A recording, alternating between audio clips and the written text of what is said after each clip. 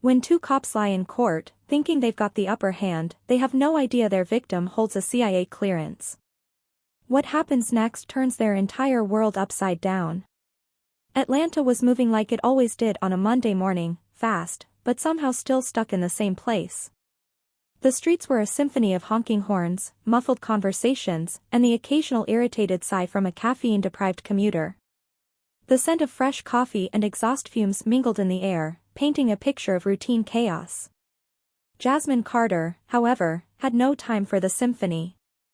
She stepped out of her sleek black sedan, heels clicking against the pavement with a certainty that said she belonged exactly where she was. No hesitation. No doubt. A woman on a mission. The Thompson Federal Courthouse loomed in front of her, gray, imposing, the kind of place where justice was supposed to live. Jasmine knew better. Justice didn't live here, it visited occasionally, usually in handcuffs. She adjusted the strap of her leather briefcase, its weight familiar in her hand. Inside were documents that could shift the balance of a federal case, the kind of information that people in expensive suits would kill to keep buried. In her other hand was just a simple folder, but the papers inside were worth more than the lives of the men who were about to try her patience. She was 5 steps from the courthouse entrance when it happened. "Hey! Hands up!" Jasmine froze. The voice behind her was sharp, loud, the kind of voice that came with a badge and the assumption that it never needed to explain itself. She turned slowly, her pulse steady, her face unreadable. 2 white officers. Hands hovering over their holsters. Sergeant Rick Daly and Officer Connor Brooks. She didn't need a name tag to know their type. She had met them before. Different faces, same playbook. Daly stepped forward, jaw tight, chest puffed out just enough to make sure she noticed the badge pinned to it, like it meant something. "Ma'am, put the bag down and step back." The words were calm, but the stance was anything but. Jasmine tilted her head, the faintest hint of amusement flickering in her dark eyes. Oh, this was about to be interesting. "Excuse me? What's the issue?" Brooks was already scanning her up and down, eyes flicking to her briefcase like he expected it to explode. Because a black woman in a suit, carrying a folder, apparently, that was a national security threat. "You match the description of a suspect involved in fraudulent government activity." Fraudulent government activity? Jasmine let the words hang in the air for a moment, like they were too ridiculous to acknowledge. Then she let out a slow, humorless laugh. "Let me guess. Black woman, nice suit, carrying important-looking papers?" "Yeah, I hear that's real dangerous these days." Daly's jaw twitched. "Just cooperate, ma'am." There it was. That tone. Not a request, a demand. Jasmine's eyes flickered to the courthouse doors. She was minutes away from walking into a hearing that she was supposed to be leading. Instead, she was out here, being treated like a criminal for existing in the wrong skin. "I don't have time for this," she said evenly. "I work here." Daly didn't even blink.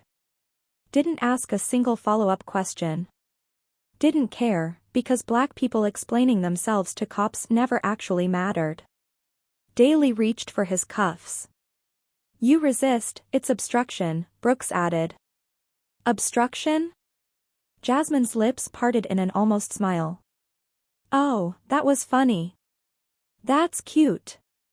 And what exactly am I obstructing? The fresh air?" Daly's patience snapped. The cuffs were out. Jasmine didn't flinch. She didn't fight. She didn't give them anything. She simply lifted her hands and let it happen. Because she wasn't just playing their game, she was about to flip the whole board. Jasmine Carter had seen bad cops before. She had seen them lie, manipulate, abuse their power like it was some birthright. She had studied them, exposed them, dismantled them, piece by piece, brick by brick. But this time was different. She sat inside a cold, dimly lit holding cell, her back straight, her hands folded neatly in her lap. Like she was in a boardroom, not behind bars. The walls smelled like sweat, cheap bleach, and injustice, a familiar scent in precincts like these. But Jasmine wasn't just waiting. She was listening. Right outside the cell, Sergeant Daly and Officer Brooks were having a conversation they clearly didn't think she could hear. "She had the documents on her," Brooks muttered.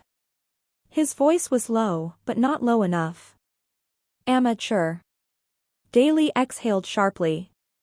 "We just say she tried to pass them off as real clearance files." Jasmine's fingers tightened around her knee. Oh, so that was the play. They weren't just trying to arrest her. They were framing her. The charge? Forgery. Impersonating a federal officer. The irony was almost funny.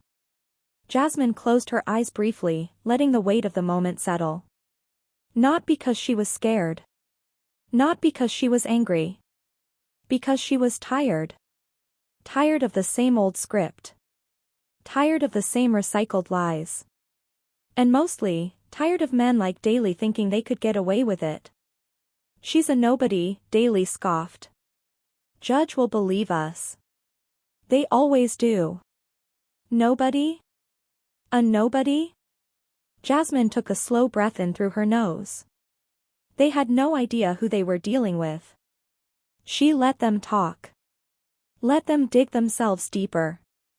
Every word, every smug assumption, it was all evidence.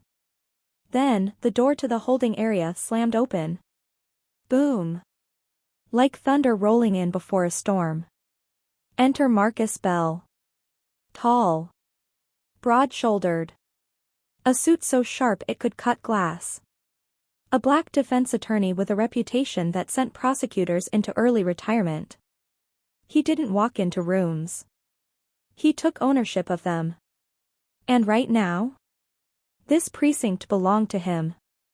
Outside, the sun cast sharp beams across the marble steps of the federal courthouse, where a crowd of reporters and onlookers still lingered.